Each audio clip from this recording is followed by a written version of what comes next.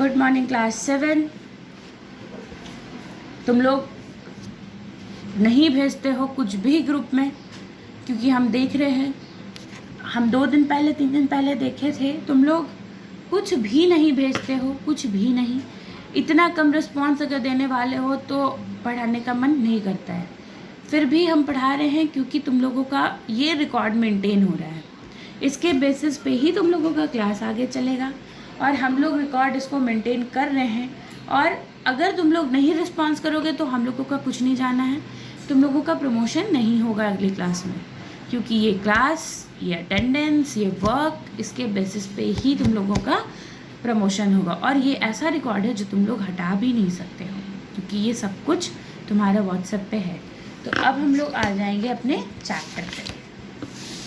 Chapter हम पूरा पढ़ा दिए, कंप्लीट हो गया, हार्ड वर्ड्स बता दिए, क्वेश्चन आंसर हम डिस्कस कर लेते हैं, तुम लोगों को आंसर्स भेज देंगे। ऑलरेडी हम ये tick the correct, true and false और टिक द करेक्ट ऑप्शन हम डिस्कस कर चुके थे तुम लोगों से। Now come to page number 7। Does the child's father write children's book? What does the child think of his father's stories?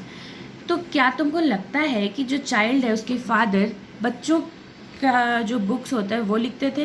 तो ऐसा वो नहीं लिखते थे, क्योंकि याद है तुम लोग एक सेंटेंस पढ़े थे कि पापा आखिर क्यों नहीं लिखते हैं जाइंट का स्टोरीज, फेरी टेल्स, ये सब कुछ। तो इसका मतलब क्या बताता है? हम बोले कि तुम लोगों का पोएम अब डायरेक्ट नहीं होगा, तुम लोगों का पोएम ऐसा होगा जिसका मीनिंग तुमको समझना होगा। तो अगर बच्चा यहाँ कह रहा है कि पापा आखिर क्यों नहीं लिखते हैं किसी जाइंट का स्टोरी या फिर कोई फेरी टेल, तो इसका मतलब क्या है? इसका मतलब ये है कि वो बच्चा कह रहा है कि पापा बहुत डिफ़िकल्ट चीज़ लिखते हैं जो कि उसके समझ ही नहीं आता है। तो what does the child think of his father stories? तो जो बच्चा था उसको समझ ही नहीं आता था, उसको लगता था कि पापा कुछ भी लिख रहे हैं और इसको वो समझ ही नहीं पाता था कि आखिर पापा लिख क्या रहे हैं। तो right, next question, what sort of stories would the child like his father to write? तो कौन सा स्टोरीज था जो चाइल्ड था उसको वो अपने पापा को चाहता था कि उसके पापा लिखें? तो stories of giant, fairies and princess. ठीक है, the child like his father to write the stories of giant, princess and fairies. Sorry, what does he write in his father's book that makes his mother angry? तो आखिर वो क्या लिख देता था अपने फादर के बुक में जो उसकी मम्मी को गुस्सा दिला देता था? क्या लिख देता था? ABCDEFGHI। सो वो अल्फ़ाबेट्स लिख देता था। क्यों लिखता था? Because he was a small kid और उसको क्या लिखने आता था? उसको सिर्फ अल्फ़ाबेट्स लिखने ही आता था, तो वो यही लिख देता था और इस वजह से उसकी मम्मी गुस्सा हो जाती थी। Do you think the child feels that his mother is being unfair towards him? Explain. हम एक बारी और डिस्कस कर चुके हैं ये क्वेश्चन आंसर, ठीक है? तो इसको अच्छे से समझ जाओ, इसलिए हम दोबारा डिस्कस कर रहे हैं। अच्छे से समझ जाओ इसलिए कर रहे हैं। हम इसका आंसर आज भेज देंगे, ये चैप्टर आज कंप्लीट हो जाएगा।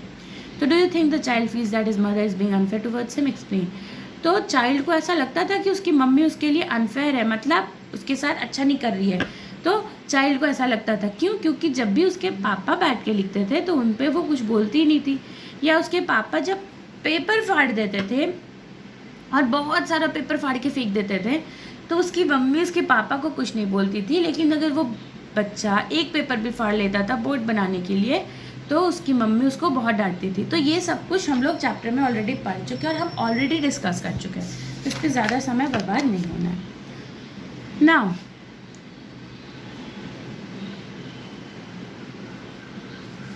ठीक है, अब देखो यहाँ पे क्या करना है।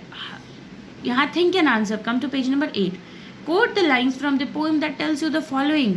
वो लाइन चूज करो पोएम से जो ये तुमको बताता हो। The child's father spends all his time writing. तुमको चैप्टर से ढूंढना है, अब ढूंढो इसको।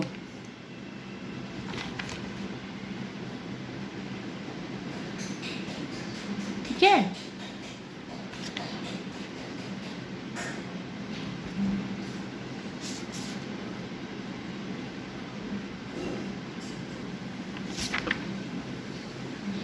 यहाँ पे देखो, but he goes on writing and forgets, ये जो लाइन है, ठीक है, ये ही तुम्हारा इसका आंसर है।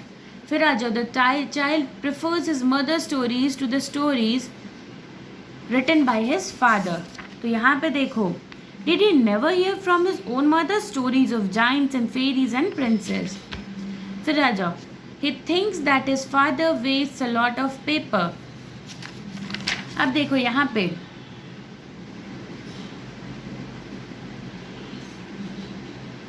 when my father wastes heaps and heaps of papers, mother you don't seem to mind at all. ये लाइन हो गया इसका आंसर. यहाँ पे तुम लोगों को क्या करना है, ये जो एक क्वेश्चन दिया हुआ है, जैसे कि एक लाइन दिया हुआ है, तुमको उसका सेम मीनिंग वाला सेंटेंस पोएम से ढूंढ के लिखना है. His mother gets angry when he disturbs his father.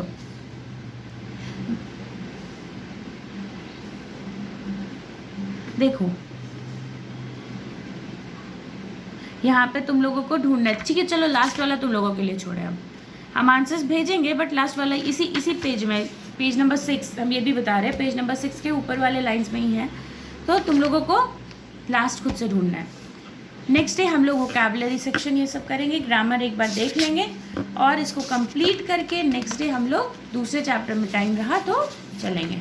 The shoe shine boy. ठीक है, थैंक यू.